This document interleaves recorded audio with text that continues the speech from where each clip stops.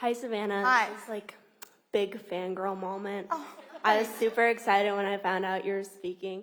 As someone who's tired of like just getting fake information and I'm ready to like do my own research and do my own learning, as a female conservative Christian, what were your best resources, whether they were people, organizations, websites, books, for kind of doing your own learning and knowing the truth? for sure. I think for me, I paid attention to the people that I was following. And if they were just saying stuff and not posting the documentation to back up what they were saying, I would automatically question what they were saying. Because at that point, it's hearsay. I know for me, and what I was doing is I was following a lot of different cases. So what does the sane person do? She goes on Pacer, that really only lawyers are a part of, pays for a membership, and starts searching all of the court documents. And my credit card bill was hefty because you got to pay per page, but it was worth it because I got to read firsthand these actual court documents for individuals that I'm advocating for now, for pardons or commutations. I'm reading into it. I'm looking into it. I have even spoken to other individuals that were part of cases because I wanted to get the full truth. So I think it's about digging. It's about doing the investigation. I mean, I do background checks on everyone too. I can tell you where they live, their phone numbers, but you got to do your background because if you don't, it could really lead you down a hole to where you're speaking on a topic that you're just not quite educated on. But definitely unfollow the individuals who are just trying to go viral. Like, follow the ones that are actually in the courtroom listening. That's my piece of advice. Oh, hi. I just want to say your story is like truly astonishing and your resilience is truly admirable. And I just want to ask like 2 questions. So during the whole process, did you ever feel like you wanted to throw the towel? And if so, what would you do to keep going? Plenty of times. Plenty of times. It's by the grace of God that I'm literally standing today. There would be so many moments that I would be like, I just can't do this anymore. Like, I'm fighting the United States of America against my family. They have unlimited resources. They're going to absolutely bury me. I can't do it. And then there would be something that would happen. There would be a little glimmer of hope. Or I would have another family member from one of the prisons come to me and say, hey, can you help me? And I saw how badly they were hurting. And I knew that I couldn't just stay silent. But I think, just like I said, God shows up just when you need it. And the day that the president pardoned my parents, I was having the toughest day possible. My brother, who is my best friend, he and I were arguing. And it was just a crappy day. And I had reached a point where I was like, you know what, 2.5 years. I have spent so much money traveling to D.C. I would go to D.C. just in hopes that I would run into the right person. I would stay at the right hotel that I knew politicians would stay at. I would, like, where they would gather for happy hour, I literally just kind of staked out at times. And when I did, I would meet the right people. I would meet people who could help me. And so the day they were pardoned, I was like, I give up. Literally, I was like, I throw my hands up in the air. I can't do this anymore. I've done everything I could possibly do. And I was walking into Sam's Club when the president called me. And I was showing them my membership, and Margot's like, hey, Savannah, can you talk to the president? I was like, wait, what? And I was like sprinting back to my car. And I refused to turn my car on in like 90-degree weather and fear Bluetooth was going to mess up my call. And the president let me know that he pardoned my parents.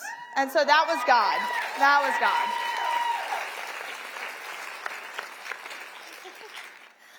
Hi. Hi. Thank you so much for sharing your story. It's been wonderful, and I'm really excited because I didn't really know who you were until like earlier today. So I'm definitely looking forward to going back and watching your. Well, thank you.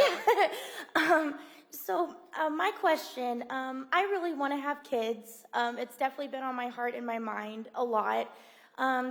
But unfortunately, I am obese, and I've gained quite a bit of weight in the last year due to being in poverty and just taking the cheapest option, unfortunately.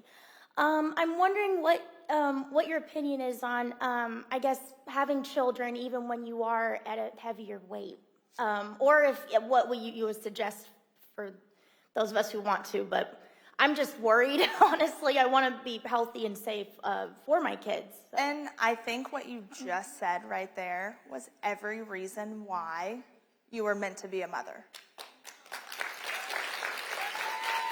Because your question was rooted in, I want to be healthy. I want to be there for my kids. I'm worried about my kids before I even have them.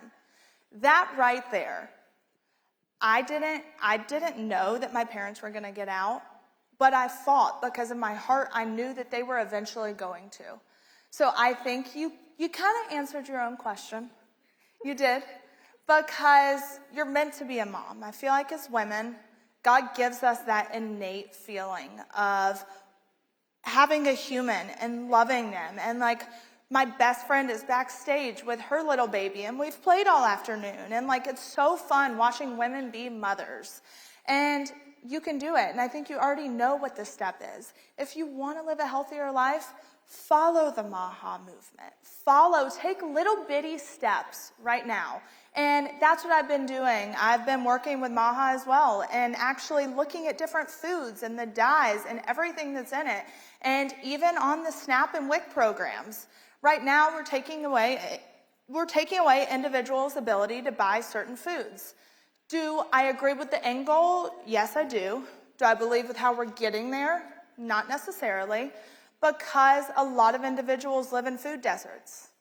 So if we're not going to supply them with healthier options, we have to bridge that gap. And I would love to help you find resources if you need it. You can message me on Instagram. I will help you as best as I can. But I think you answered your question. You're meant to be a mom. Don't let your fears hold you back.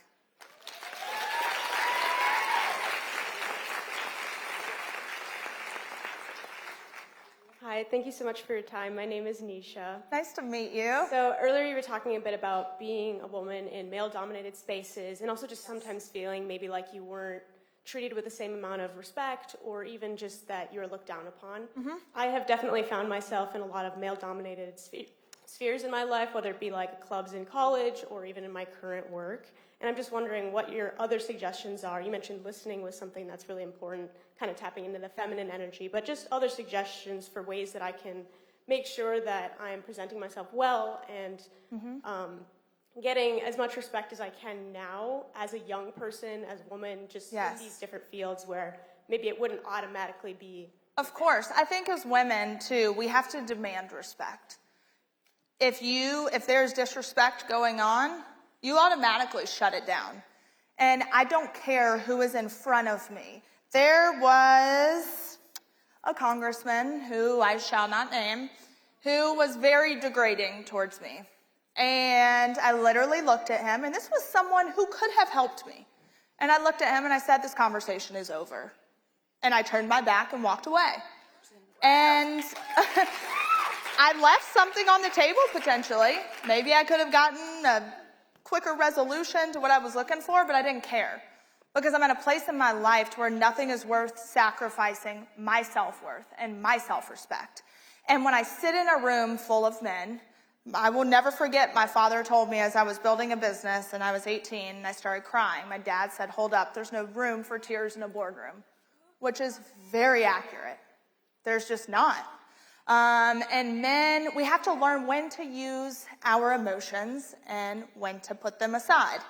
But for me, as I've been in DC, it's been a learning curve. I have sat back and listened a lot. Normally, I would bite back at every little thing, but I've sat back and I've listened, and as I was listening, I was gathering all of my thoughts, and then I went in with a freaking bomb. And when I do, you often see mouths go, oh. Literally, I was sitting in a room with people from the administration and other people, and this girl said something to me and about being educated. You know, I have an Ivy League education. I said, and I don't care. I've educated myself. And I was going on. And someone from the administration goes, I would shut up if I was her.